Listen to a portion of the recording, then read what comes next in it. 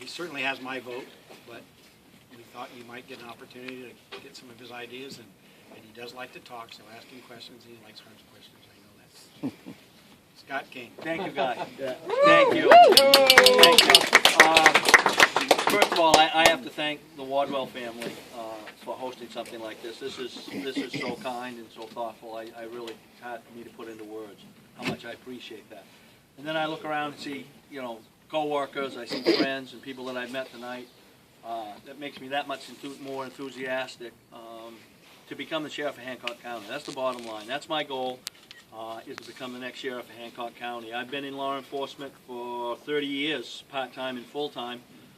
During my career, I've been involved in many different types of investigations. I've been a DARE officer for 23 years, which I'm very proud of. I am a strong supporter of the Drug Task Force. I'm a strong supporter of education of drugs with law enforcement officers in the school. We have a good department, there's no question about it. We do some things very well, but my thoughts are we need to be more progressive. We need to look at more ideas. We need to look at things in our jail. The jail is the biggest issue financially for us in the county. The funding of the jail is difficult because the state is now involved really more, Mr. Commissioner, than we really wish they were involved. And as you know, from watching what happened with the hospitals, that the states, unfortunately, the state doesn't always live up to their bargain and how much of the money they're going to supply. So it makes it much more difficult to do. I will find ways to find places for the people, the mentally ill, that our jails are ending up being dumping points for mentally ill and substance abuse people. I've had meetings with Volunteers of America. I don't know if you know who Volunteers of America are, but they are the largest philanthropic organization in the world. They run programs, pre-release, post-release programs for people with substance abuse and mental health. Very good friends with the chief executive officer of them. We've had preliminary talks and bounces about ideas. The wonderful thing about a lot of these programs that they have, they will come to us at no cost. Substance abuse. I have worked with Open Door. I have worked with Healthy Acadia. Both Barbara Royal and Denise Black, who run those programs, big supporters of mine, and hopefully look in the Ellsworth American this week, and hopefully in the Bucksport Press you'll see a letter that Denise wrote in support of my candidacy. It's really humbling for me to look around and see the support.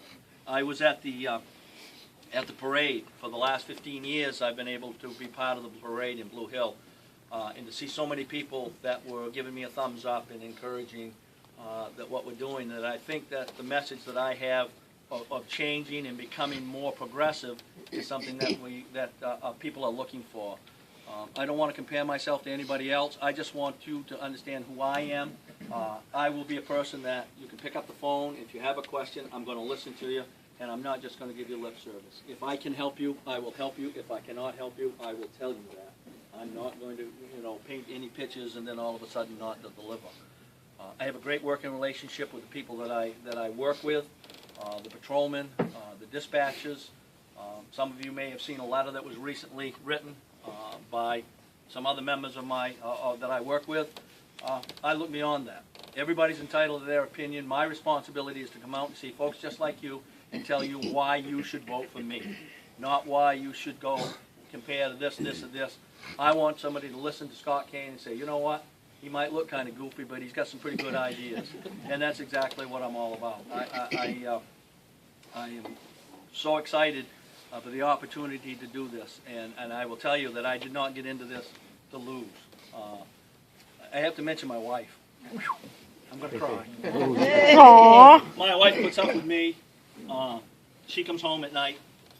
She is the boss in the kitchen at the Sedgwick School.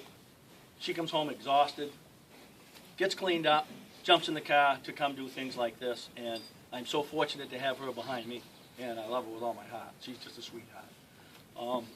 So, with that being said, I don't want to get any more emotional because I am an emotional kind of person. I'm a person that when I take on a project, that I'm going to complete the project and I'm going to do it to the best of my ability.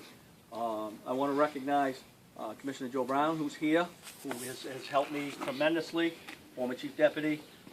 Richard Dixon, who was helping me.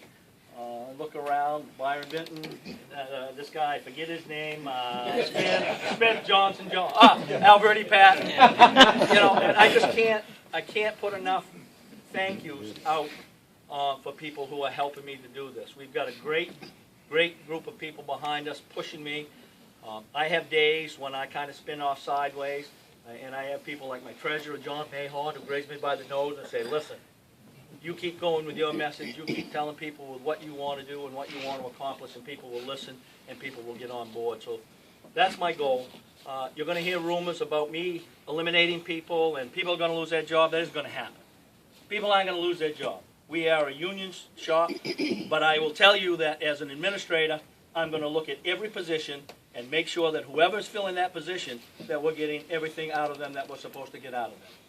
You know, I'm not going to stand behind them with a whip, you know, or a pitchfork or a trident or something like that. But if you are in this position, these are your responsibilities. You are going to have to fulfill those responsibilities. Because someday I want to be able to go maybe to the commissioners again and say, listen, we're maxed out. We need help in these kind of areas. And that I can be able to justify to them and you as the taxpayer to do that. So I have a Facebook page. I'm new to this. I have a Facebook page, Scott Kane for Hancock County Sheriff. Please, if you're not somebody that's a requested friendship, please do. We put as much on there as we possibly can. Tomorrow night we will be in Bar Harbor speaking to the Republicans down there. Thursday night I have a speaking engagement down at the Crocker House down in Hancock, where I'm going to be. I just kind of ran a thought by my wife on the way over that maybe Sunday we might go to the mud runs. So visit with somebody over there too. So I work through Friday, then I have 10 days off Friday of the election. So many of you may see me out and about because, as I say, I'm in this to win this. I'm not somebody who tackles something to lose. My goal is to be the next sheriff of Hancock County, and believe me, I will give you every effort that I possibly can to get there. And once I get there, to make you proud that you elected me as your sheriff.